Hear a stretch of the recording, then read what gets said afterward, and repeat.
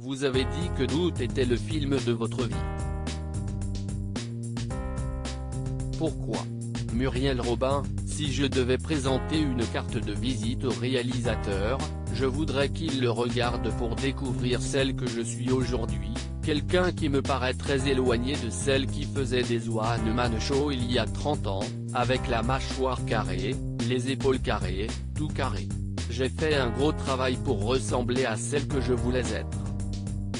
Et ce téléfilm est comme le point de départ d'une nouvelle partie de ma vie. Quel est le thème de cette fiction? Cette fiction raconte comment une épouse va gérer la révélation d'une jeune femme venue lui annoncer que son mari l'a agressée enfant. Comment le doute va-t-il s'installer? Qui dit vrai et qui dit faux? Ce texte formidable est arrivé dans ma boîte aux lettres sous forme de pièce de théâtre.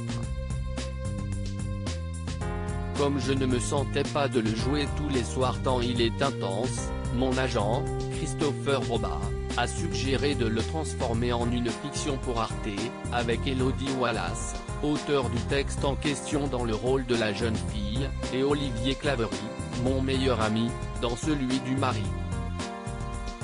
Conclusion, mettez des beaux textes dans les boîtes aux lettres des artistes.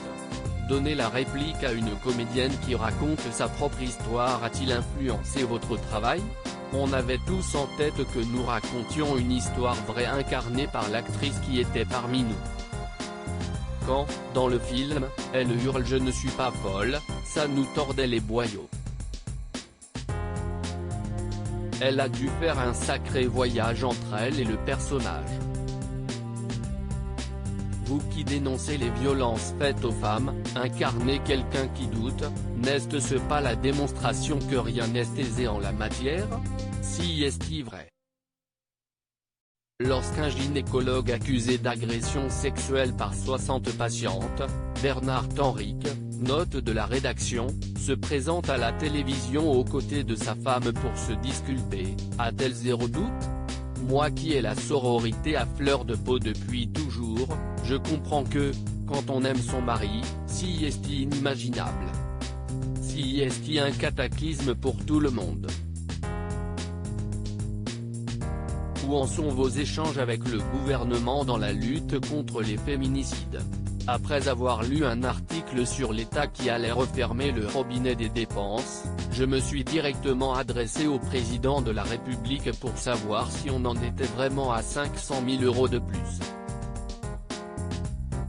La réponse est un rendez-vous avec le Premier ministre la semaine prochaine, avec Anne-Cécile Melfer de la Fondation des femmes.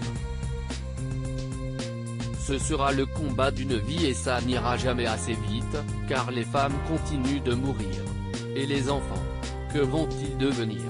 Si est à se taper la tête contre les murs. Loading budget.